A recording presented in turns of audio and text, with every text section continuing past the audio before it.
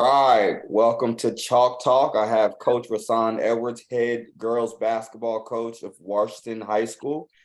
Coach, thanks for joining us. How are you? Doing well, man. Thank you for having it. Really appreciate it. Thank you for having me.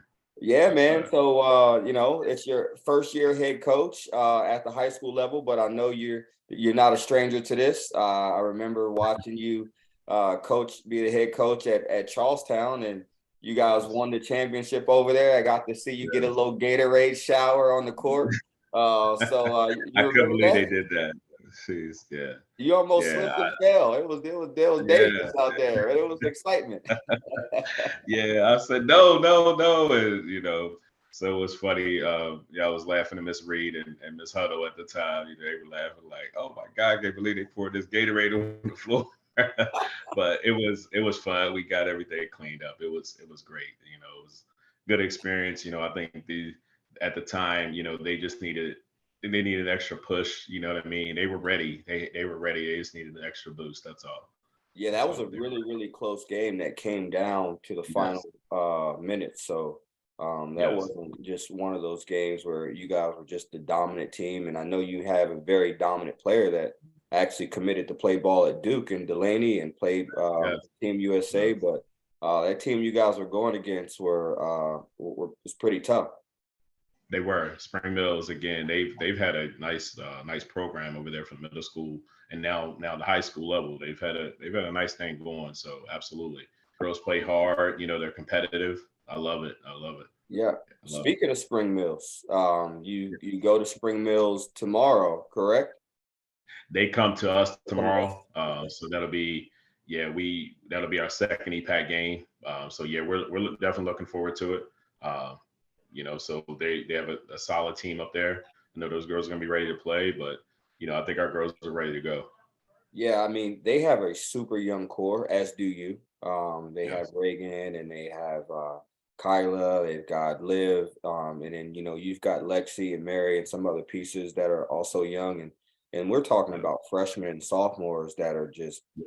absolutely crushing it at the varsity level already. Are they ready for that matchup? Yes, they are. I think to be honest, we've had a really tough schedule to start out. We went to Wheeling, played Wheeling Park and Wheeling Central. We split that 1-1. Um, then we went to Charleston. We had Capital and GW. We split that 1-1. Um, so those were really good matchups. We had another showcase event. We actually lost the game the weekend. We had that kind of storm here, and so we lost the game that weekend. But we've had a really tough schedule, so their mindset we've changed it. And my thing was to change the culture day one, and we needed to do that. We needed to put their mindset. We're not accepting mediocrity, and we're going to go out. We're going to compete. We're going to play hard, and that's what we're doing. Yeah, speaking of that gauntlet of a schedule, is that something that you put together strategically and you're 4-3 right now? So even though that schedule is definitely a gauntlet, you guys have seen some success in it. Is that something that you did strategically and for what reason? we I will say this: the Wheeling trip wasn't mine, and we were kind of gifted into that. But the other ones, we were, yeah, absolutely. And my thing was always been, I kind of have an understanding of what the girls want to do now and what they want to do moving forward. So my approach has always been, we're going to prepare you at the highest level that we can. So you're not in unfamiliar territory, at the next level. So that's always been my approach.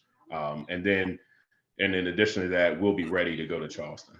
Those Yeah. girls will be ready to go to Charleston in February. So we're definitely, that's our goal, and we're not moving off of that. And this program in the past, it's kind of been a pushover, but we're not that now. Yeah.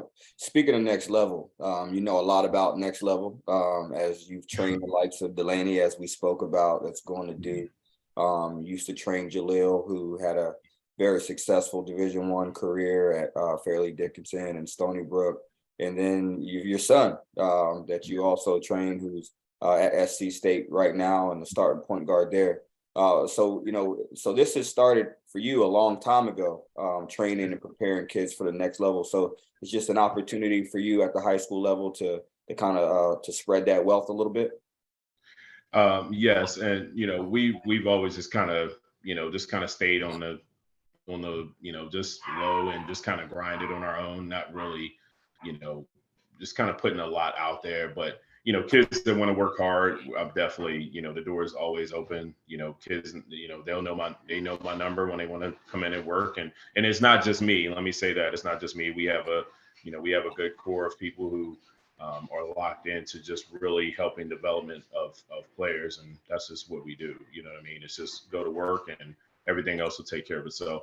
And the other part of that too is you have to have the right mindset because everything isn't for everybody. And and that's one thing I've definitely slowly started picking up on. And it's okay. And regardless of whatever you do, it doesn't matter. If it's basketball, whatever it is, you still have to for, put forth major effort. And it can't be I'm going to work out one day and you know not come back to it for another week or week and a half. It doesn't work that way. So you got to be all in with it. Sure. So what are you seeing the biggest differences is as you chart going around the state and playing teams like Wheeling Park and GW and like that compared to what you see in the Eastern Panhandle?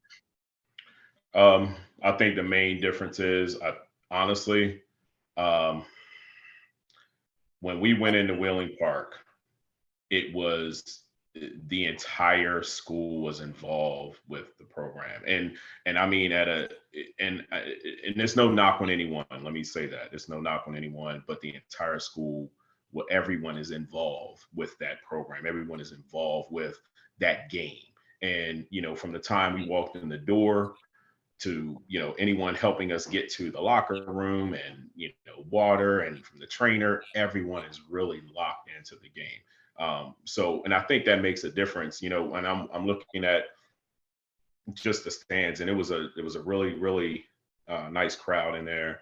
But people from, I mean, kids from 5 6 years old, everyone has a WP on their t-shirt.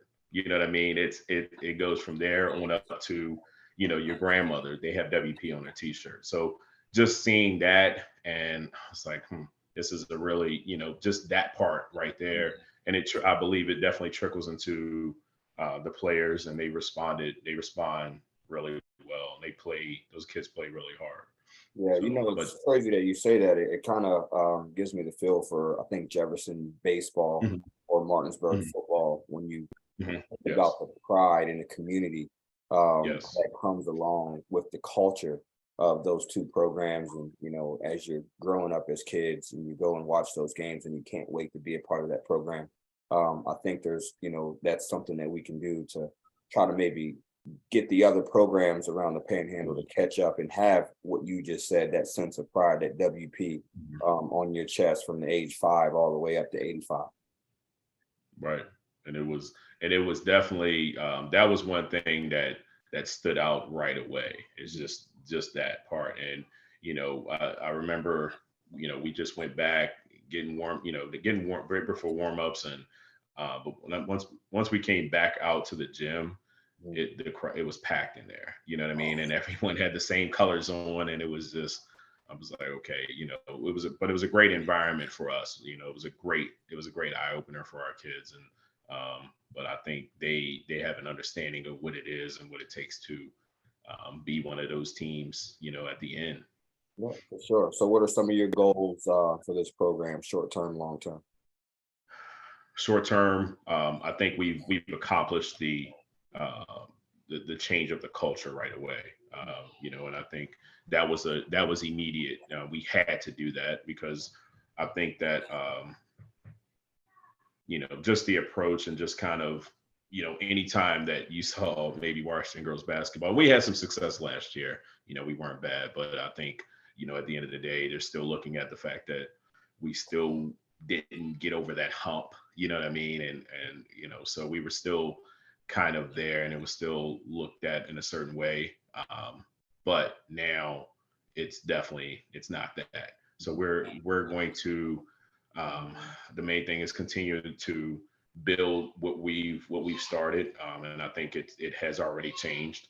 And then now once we do that, we're going to remain competitive, years to come. And there won't be any better feeling than holding up a state title.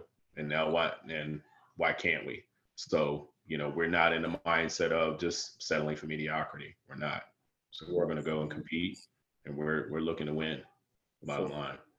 Cool. So what are the keys to the game tomorrow against a tough Spring Mills team? Tomorrow, yeah. I mean, we know we got our hands full with Liv and Kyra. We know that, and even the young Etzel girl, those girls can play. So they're going to be ready to go. They're hungry. They want to protect their undefeated record. So we're going to have to match intensity, and to make match intensity number one. I think we take care of the basketball. Make sure that one thing that we've just mainly preaching them is our shot selection. Because I equate them to our bad shots are turnovers too. So we can't do certain things, but what we're preaching is our intensity has to be right. We take care of the basketball, and then I think we'll be all right. Awesome. So on Wednesday, you got a big game against childhood friend, family, basically, against Jefferson. You went to Jefferson, so you know all about the pride and that goes through that school, and it goes through the blood of people that go to that school, and it went through your blood. Now you're coaching against Jefferson High School as a head coach. What does that feel like? It's definitely, I can already, I know I'm going to have chills in there. The environment is definitely going to be insane, and we're going to welcome that. So it's always good to be back in that gym, though. You know what I mean? It's always, that's where everything started. That's our home. But but we are going to go and compete. We got a job to do. We're going to do it. Do you have a sense of this game is even bigger since you're going to be going against your counterpart, friend, family? we always want bragging rights, you know what I mean? We always want bragging rights, but that's my man. I love him, you know what I mean? And but once we get in there, but it stays there, you know what I mean? We'll both compete. He's gonna have his team ready to go.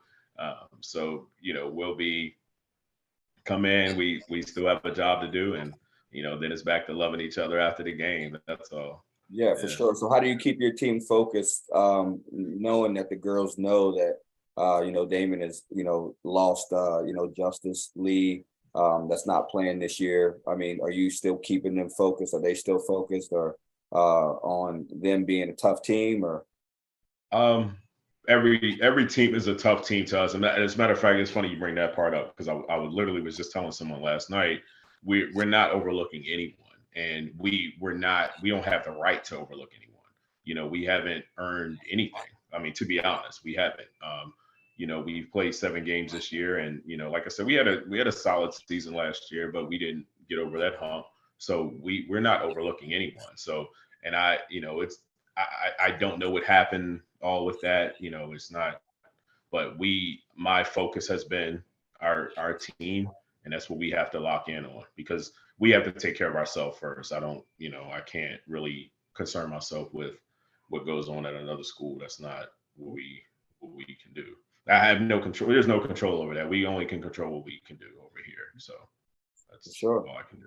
Awesome, man. Well, I do appreciate you joining. I'll definitely be tuned in to HTS TV on Wednesday as we'll be covering your game live on Home Team Sports. Wish you the best, and not only just this week, but the rest of the way. And I'm definitely excited to see what you do with that program because I do know your work ethic. I do know the work ethic that you expect out of the people that play for you or that train with you and the level of expectation. So excited to see your mindset rub off on your kids because they do say attitude reflects leadership. And I do believe in that. So I'm interested to see how your team pans out over the years.